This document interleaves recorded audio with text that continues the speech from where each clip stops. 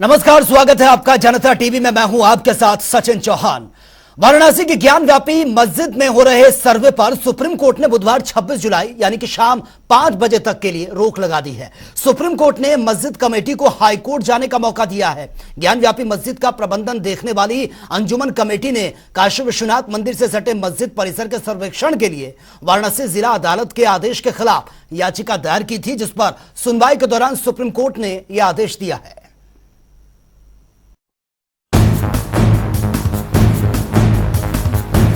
UP के वाराणसी की ज्ञान व्यापी मस्जिद परिसर के एएसआई सर्वे पर सुप्रीम कोर्ट ने रोक लगा दी है। इससे मुस्लिम पक्ष के लिए बड़ी राहत मानी जा रही है। जिला जज ए.के. विश्वेश के आदेश के बाद एएसआई की 43 सदस्यीय टीम सोमवार सुबह 7 बजे ज्ञान व्यापी का सर्वे करने पहुंची थी, लेकिन मुस्लिम पक्ष ने सर्वे पर रोक की मांग को लेकर सुप्रीम कोर्ट का दरवाजा खटखटाया था। सुप्रीम कोर्ट ने एएसआई सर्वे पर 2 दिन के लिए रोक लगाते हुए मुस्लिम पक्ष को हाईकोर्ट जाने के लिए कहा। दरअसल जिला जज ए.के. विश्वेश ने शुक्रवार को मस्जिद परिसर का वैज्ञानिक सर्वे कराने का आदेश दिया था। एएसआई को 4 अगस्त तक सर्वे की रिपोर्ट वाराणसी की जिला अदालत को सौंपनी थी, जिसके बाद जिला जज का आदेश मानते हुए एएसआई की टीम ज्ञान व्यापी का सर्वे करने पहुंची थी। एएसआई ने सर्वे के लिए 4 टीमें बनाई थी। चारों टीमें अलग अलग जगह पर सर्वे करने पहुंची थी। वहीं ज्ञान व्यापी मस्जिद का प्रबंधन देखने वाली अंजुमन कमेटी ने काशी विश्वनाथ मंदिर से सटे मस्जिद परिसर के सर्वेक्षण के लिए वाराणसी जिला अदालत के आदेश के खिलाफ याचिका दायर की थी, जिस पर सुनवाई के दौरान सुप्रीम कोर्ट ने यह आदेश दिया। वहीं इस मामले में हिंदू पक्षकार के वकील विष्णु जैन ने कहा कि एएसआई सर्वे से ही ज्ञान व्यापी का सच सामने आएगा। उन्होंने कहा कि हम कोर्ट के निर्णय को स्वीकार करते हैं, हाई कोर्ट में अपना पक्ष रखेंगे। एएसआई का वैज्ञानिक सर्वे सत्य को सामने लाने में सहायक होगा। देखिए, आज दोनों पक्षों को सुनने के बाद सुप्रीम कोर्ट ने 26 तारीख के शाम 5 बजे तक डिस्ट्रिक्ट कोर्ट के ऑर्डर पे रोक लगाई है और इलाहाबाद हाई कोर्ट को ये कहा है कि वो इस मामले को अफ्रेश पूरा डिसाइड करें और हम लोग इलाहाबाद हाई कोर्ट के सामने अपनी बहस रखेंगे। पर मैं आपके सामने कहना चाहता हूं कि मुस्लिम पक्ष ने, अंजुमन इंतजामिया ने सुप्रीम कोर्ट को मिसलीड किया और गलत स्टेटमेंट दिया कि वहां पे खुदाई हो रही है, जबकि ऐसी वहां पे कोई खुदाई का अभी प्रक्रिया शुरू नहीं हुई। वहीं सुप्रीम कोर्ट के फैसले के बाद यूपी के डिप्टी सीएम केशव प्रसाद मौर्य का बड़ा बयान सामने आया है। उन्होंने कहा कि सत्य परेशान हो सकता है, वे पराजित नहीं हो सकता, शिव ही सत्य है। सत्य परेशान हो सकता है, परास्त नहीं हो सकता, शिव ही सत्य है। ओम नमः शिवाय, हर हर महादेव। सर, इसके साथ लगातार इस पर सवाल उठा रहे हैं, सुप्रीम कोर्ट जाने की बात कर रहे हैं। सवाल जब माननीय न्यायालय के सामने कोई मामला हो तो मेरा मानना है कि उस पे सवाल उठाने की जगह न्यायालय में अपना पक्ष रखना चाहिए। और अगर माननीय न्यायालय ने कोई आदेश दिया है सर्वे का और वो सर्वे हो रहा है तो उसका तो मैं तो स्वागत करता हूं। और माननीय सर्वोच्च न्यायालय ने अगर सर्वे पर रोक लगाने से मना किया है तो उसके बाद कुछ बकाया नहीं रह जा सकता है। मैं तो हर हर महादेव बोलता हूँ। मुस्लिम पक्ष का कहना है कि वो सुप्रीम कोर्ट जाएंगे इसको लेकर के। वो जहां जाना चाहिए, देखिए इस देश की अदालत में जाने का सबको अधिकार है, वो जा सकते हैं, लेकिन अगर अदालत के आदेश से कोई कार्रवाई हो रही है तो उस पर बाधा नहीं डाल सकते। सर, बड़ा आस्था का विषय है, किस तरह? आस्था का विषय है, श्रद्धा का विषय है, बाबा विश्वनाथ जी का विषय है, ज्ञान व्यापी का विषय है, माता श्रृंगार गौरी का विषय है, नंदी बाबा के प्रतीक्षा का विषय है, हर शिव भक्त का विषय है। सुप्रीम कोर्ट के आदेश के बाद मुस्लिम पक्ष ज्ञान व्यापी परिसर के एएसआई सर्वे पर रोक लगाने से संबंधित याचिका हाईकोर्ट में दायर कर सकता है। आज शाम तक ही मुस्लिम पक्ष हाईकोर्ट पहुंच सकता है। सुप्रीम कोर्ट ने भी मुस्लिम पक्ष को हाईकोर्ट में आज शाम तक याचिका दायर करने को कहा है। हाईकोर्ट इस मामले में याचिका पर सुनवाई करेगा। सुप्रीम कोर्ट ने हर हाल में 26 जुलाई की शाम 5 बजे से पहले ज्ञान व्यापी सर्वे पर हाईकोर्ट को अपना आदेश पारित करने को कहा है। वहीं अब हाईकोर्ट के आदेश पर अब ज्ञान व्यापी परिसर के एएसआई सर्वे का भविष्य टिका दिख रहा है। ब्यूरो रिपोर्ट, जनता टीवी।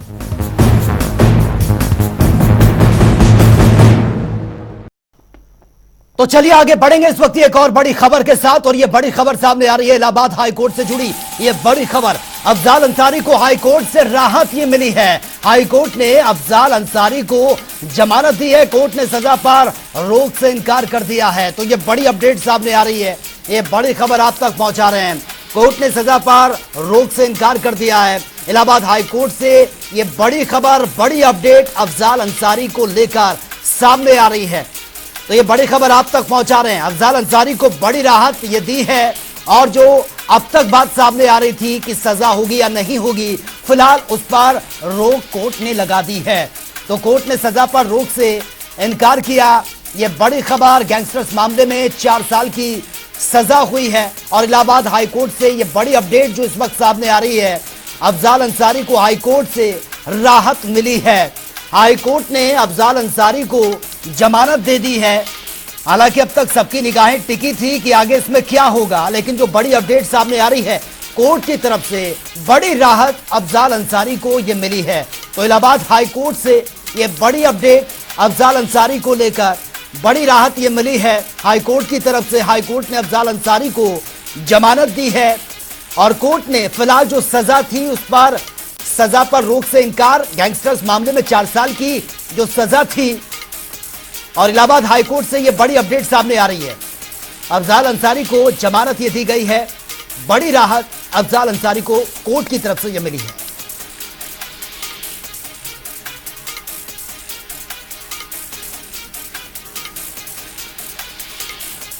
तो गैंगस्टर्स मामले में 4 साल की सजा हुई है अफजाल अंसारी को, और फिलहाल जो उसमें बड़ी अपडेट सामने आई है, अफजाल अंसारी को हाईकोर्ट से बड़ी राहत ये मिली है। और ज्यादा जानकारी के साथ सैयद मोहम्मद आमिर इस वक्त हमारे साथ बने हुए हैं। आमिर, फिलहाल जो बड़ी अपडेट सामने आ रही है, हाईकोर्ट की तरफ से बड़ी राहत मिली है अफजाल अंसारी को, फिलहाल क्या कुछ लेटेस्ट जानकारी आपके पास?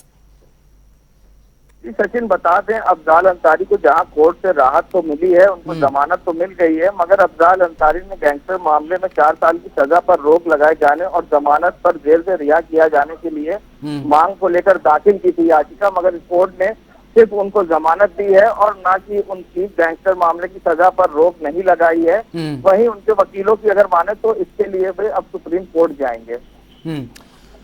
बिल्कुल सैयद मोहम्मद, लेकिन जिस तरह से 4 साल की सजा जो हुई है उसको लेकर सुप्रीम कोर्ट का जिक्र ये किया जा रहा है अफजाल अंसारी के वकीलों की तरफ से, लेकिन अब आपको क्या लग रहा है कि आगे किस तरीके से रहा, या आसान रहेगी सुप्रीम कोर्ट से कोई राहत मिल सकती है, कोई ऐसी उम्मीद?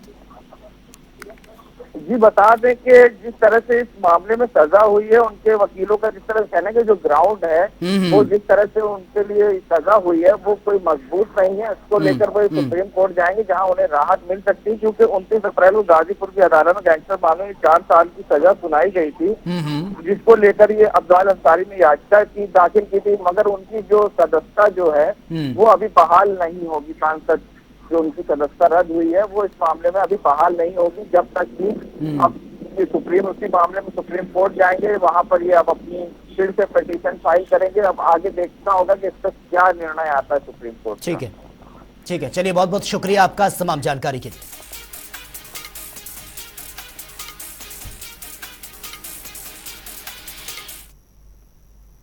और वे समाजवादी पार्टी को छोड़कर आए हरदोई के पूर्व सांसद अंशुल वर्मा ने कहा कि अब समाजवादी पार्टी की विचारधारा बदल गई है। समाजवादी पार्टी के राष्ट्रीय अध्यक्ष को मिलने के लिए काफी मेहनत करनी पड़ती है, हजारों लोग तो बिना मिले ही चले जाते हैं, और यही वजह है कि समाजवादी पार्टी से बड़ी संख्या में नेता पार्टी को छोड़कर भारतीय जनता पार्टी में शामिल हो रहे हैं।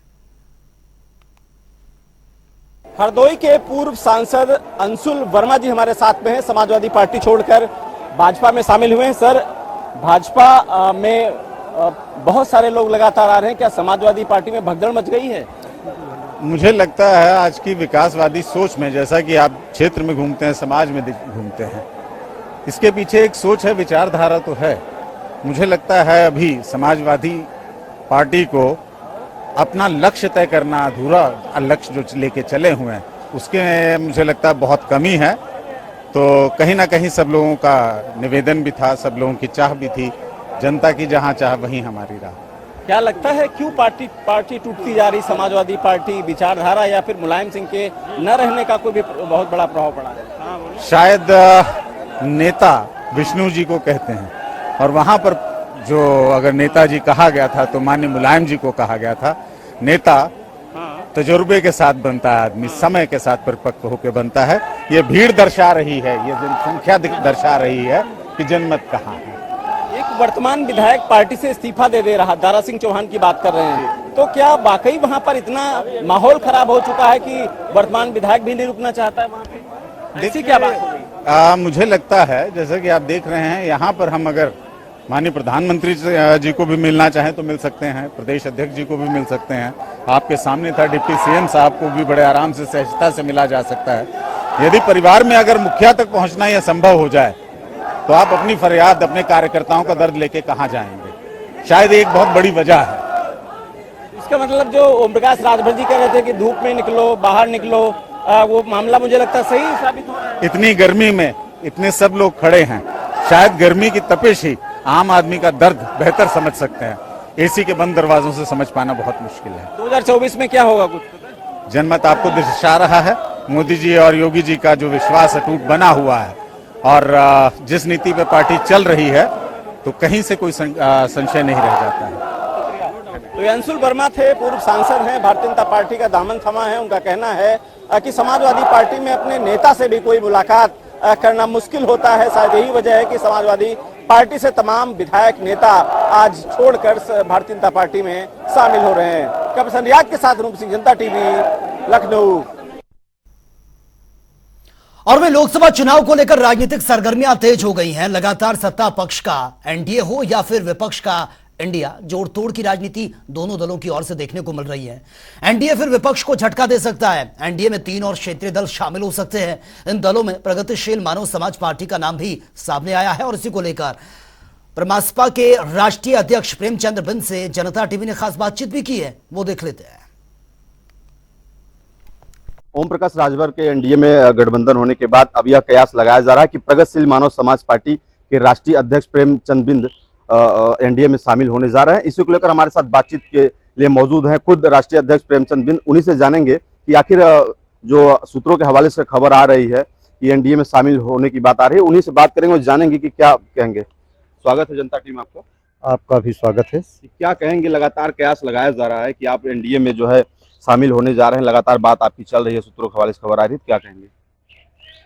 प्रगतिशील मानव समाज पार्टी राष्ट्रीय जनतांत्रिक गठबंधन एनडीए में शामिल होने जा रही है।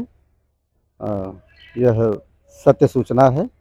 इस संदर्भ में 19 जुलाई को गृह मंत्री माननीय श्री अमित शाह जी से बातचीत भी हुई है और प्रगतिशील मानव समाज पार्टी और भारतीय जनता पार्टी में एनडीए में गठबंधन की सहमति बनी है।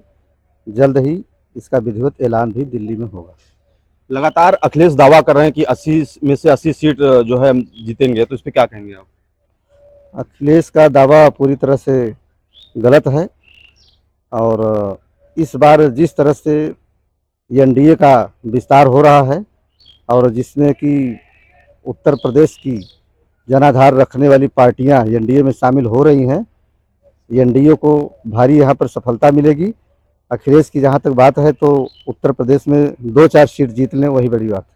तो क्या लगता है अगर एनडीए के साथ आपकी बात बनती है तो आप क्या मांग रखेंगे? एनडीए के साथ बात बनती है तो हम समाज के कमज़ोर वर्ग के लोगों को सामाजिक न्याय दिलाने के लिए पहले से लड़ाई लड़ रहे हैं, खास करके अति पिछड़ी जातियों के आरक्षण के लिए। इसके साथ ही साथ युवाओं के रोजगार के लिए हम मांग करेंगे कि जो भी प्रदेश पिछड़े हैं या जो भी अंचल पिछड़े हैं उनमें कल कारखाना, फैक्ट्री, कंपनी लगा करके युवाओं को रोजगार दिया जाए। मनरेगा सहित समस्त मेहनत का श्रमिकों को उचित मजदूरी दिया जाए। यही सब बात मांग हम उनके सामने रखेंगे। क्या लगता है आपको एनडीए विपक्ष को पछाड़ पाएगा? एनडीए विपक्ष को पछाड़ने में पूरी तरह से सक्षम है। बिल्कुल, ये थे हमारे साथ राष्ट्रीय अध्यक्ष प्रेमचंद्र बिंद, जिनका साफ तौर पे कहना कि हमारी बात चल रही है, बहुत जल्द जो है एनडीए में शामिल होंगे और जो भी आगामी लोकसभा जो चुनाव है उस पर जीतने का काम करेंगे। वीडियो जर्नलिस्ट विकास के साथ आदर्श पांडे, जनता टीवी, भदोही।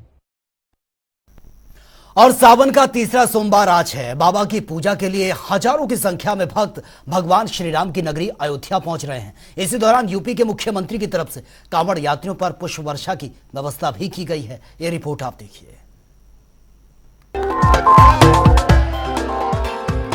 सावन का तीसरा सोमवार आज है। बाबा की पूजा के लिए हजारों की संख्या में भक्त भगवान श्री राम की नगरी अयोध्या पहुंच रहे हैं। इस दौरान यूपी के मुख्यमंत्री की तरफ से कांवड़ यात्रियों पर पुष्प वर्षा की व्यवस्था की गई है। इसके लिए अयोध्या के सरयू घाट पर जमा भक्तों पर हेलीकॉप्टर से पुष्प वर्षा की जा रही है, जिससे भक्तों में काफी उत्साह देखने को मिल रहा है।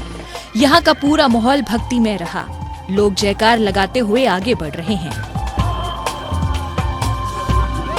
सावन सोमवार है और माननीय मुख्यमंत्री जी के निर्देश के अनुसार आज जो श्रद्धालु यहाँ पर जो पधारे हुए हैं अयोध्या में, उन पर पुष्प वर्षा हेलीकॉप्टर के माध्यम से की गई है। तो इसमें 2 फेज में इसको किया जा रहा है। अभी मैं और आई साहब गए थे और उसके बाद डीएम और एसएसपी जाएंगे और पुष्प वर्षा वो करेंगे श्रद्धालुओं पे और कांवड़ियों पे। एरियल सिक्योरिटी के परिप्रेक्ष्य में इसका एक कार्यक्रम होता है, जिसमें जो श्रावण के इस पवित्र सोमवार के दिन जो अभिनंदन का कार्यक्रम है वो भी इसके साथ समेकित रूप से किया जाता है।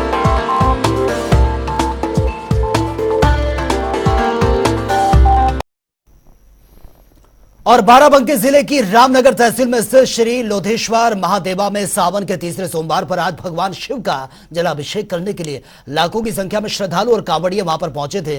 दरअसल तीर्थ नगरी में आज पहली बार शिव भक्तों पर हेलीकॉप्टर से पुष्प वर्षा ये की गई है। श्रद्धालुओं पर पुष्प वर्षा के लिए हेलीकॉप्टर ने पुलिस लाइन से उड़ान भरी, जिस पर डीएम अविनाश कुमार और एसपी दिनेश कुमार सिंह भी सवार थे और दोनों ने हेलीकॉप्टर से पुष्प वर्षा ये की है, जिससे कि शिव भक्त भाव विभोर हो गए। और इस दौरान पूरा महादेवा परिसर हर हर महादेव, ओम नमः शिवाय और हर हर बम बम बोले के जयकारों से गुंजयमान हो उठा। माननीय मुख्यमंत्री जी के निर्देश के क्रम में कांवड़ यात्रियों और जो हमारा सावन मास जो चल रहा है, उसमें सोमवार के दिवस महादेवा मंदिर पर पुष्प वर्षा पहली बार बाराबंकी में की गई है। इससे भक्तों में काफ़ी हर्षोल्लास है और माननीय मुख्यमंत्री जी का मैं पूरे बाराबंकी की तरफ से हार्दिक शुक्रिया और शुभकामनाएं कि इस प्रकार का प्रयास पहली बार यहाँ पर किया गया। और ऑल इंडिया मुस्लिम जमात के राष्ट्रीय अध्यक्ष मौलाना मुफ्ती शाहबुद्दीन रजवी बरेलवी ने ज्ञानव्यापी मस्जिद के संबंध में अपना स्टेटमेंट दिया है। उन्होंने कहा कि सुप्रीम कोर्ट ने ज्ञानव्यापी मस्जिद में हो रहे सर्वे पर फिलहाल रोक लगा दी है। इस फैसले का हम सभी लोग स्वागत भी करते हैं और सम्मान भी करते हैं। बनारस की ज्ञानव्यापी मस्जिद के सर्वे के सिलसिले में मस्जिद इंतजामिया कमेटी ने जिला कोर्ट के फैसले के खिलाफ सुप्रीम कोर्ट में अपील की थी। आज सुप्रीम कोर्ट ने सर्वे पर रोक लगा दी और जिला इंतजामिया कमेटी को हाई कोर्ट से रुजू करने के लिए कहा गया है। हम सुप्रीम कोर्ट के फैसले का स्वागत करते हैं और जबकि सुप्रीम कोर्ट ने इससे पहले भी जिला कोर्ट को हिदायत दी थी और ये कहा था बहुत ये हसास और संगीन मामला है, इसमें उजलत से यानी जल्दबाजी से काम न लिया जाए, मगर सुप्रीम कोर्ट की इन हिदायतों को नजरअंदाज करके सर्वे का फैसला दिया गया। और अब बात होगी 4 मिनट में 18 मंडल की। लखीमपुर खीरी में अनियंत्रित होकर खाई में घुसी कांवड़ियों के ट्रैक्टर चालक सहित 2 कांवड़िए घायल, मौके पर पहुंची है पुलिस। अमेठी में होटल में काम कर रहे युवक का मिला शव, फांसी के फंदे से लटकता मिला शव, पुलिस ने शव को कब्जे में लिया। उन्नाव में इंस्पेक्टर का सरकारी आवास पर फंदे से लटकता मिला शव, एसपी को दी गई पूरे मामले की जांच। अलीगढ़ में रोड के किनारे टहल रहे 5 युवकों को कार ने रौंद दिया, 3 की मौत, 2 घायल। अलीगढ़ में नदी में युवक ने लगाई छलांग, कार्रवाई के नाम पर पुलिस कर रही है फॉर्मेलिटी, 7 घंटे बाद भी रेस्क्यू नहीं किया गया। लखीमपुर खीरी में पुलिस ने नहीं की कोई भी बड़ी कार्रवाई, युवक ने खाया जहर, युवक को अस्पताल में भर्ती करना पड़ा, किस्त लेट देने पर परेशान था युवक। फतेहपुर में नदी में नहाने गए भाई बहन डूबे, गोताखोरों की मदद से पुलिस ने शवों को बरामद किया। गड़ा माजरे खलवा गांव का मामला। फर्रुखाबाद में रेलवे स्टेशन के किनारे सो रहे गरीबों के ऊपर चढ़ी है कार, आधा दर्जन लोग कार ने कुचला है, मौके से कार चालक फरार है, पुलिस मामले की जांच पड़ताल में जुटी है। आगरा में नोएडा से आगरा की तरफ आ रही बस में लगी अचानक से आग, मची अफरा तफरी, सभी यात्रियों को सुरक्षित बाहर निकाला गया। प्रयागराज में मुहर्रम के चौथे दिन सुजात खां के इमाम बाड़ा से उठी मेहंदी, ढोल बाजे के साथ उठी मेहंदी, काफी तादाद में लोग शामिल हुए। सहारनपुर में छात्र की हत्या के विरोध में दलित महिलाओं ने किया सड़क जाम, पुलिस ने लाठी प्रहार कर जाम को खुलवा दिया। श्रावस्ती में शिवालयों पर शिव भक्तों की भीड़, जलाभिषेक करने के लिए भारी तादाद में पहुंच रहे हैं शिव भक्त। कन्नौज में आज शुरू हुआ वन महोत्सव, नगर पालिका को मिला है 5100 पौधे लगाने का टारगेट। आमिरपुर में बरसात और उमस के चलते गर्मी से आंखों के इंफेक्शन का बड़ा है खतरा। सहारनपुर में 6 दिन बाद भी नहीं मिला बिजली विभाग के जेई का शव, बिजली सप्लाई को ठीक करने के लिए गए थे, यमुना के तेज भाव में बह गए। आगरा में हाईटेक हो रही है, जीआरपी पुलिस अपराधियों पर अंकुश लगाने के लिए बाइक में हुए हैं शामिल, एसपी ने हरी झंडी दिखाकर वाहनों को रवाना किया। एटा में नहर में गिरी कार, 5 लोगों की दर्दनाक मौत की खबर, सूचना मिलते ही पुलिस मौके पर पहुंची, शवों को कब्जे में लिया गया। बदायूं में गंगा घाट पर आने वाले कांवड़ियों को पुष्प वर्षा कर प्रसाद वितरित किया गया, एसएसपी ने सुरक्षा व्यवस्था का जायजा भी लिया।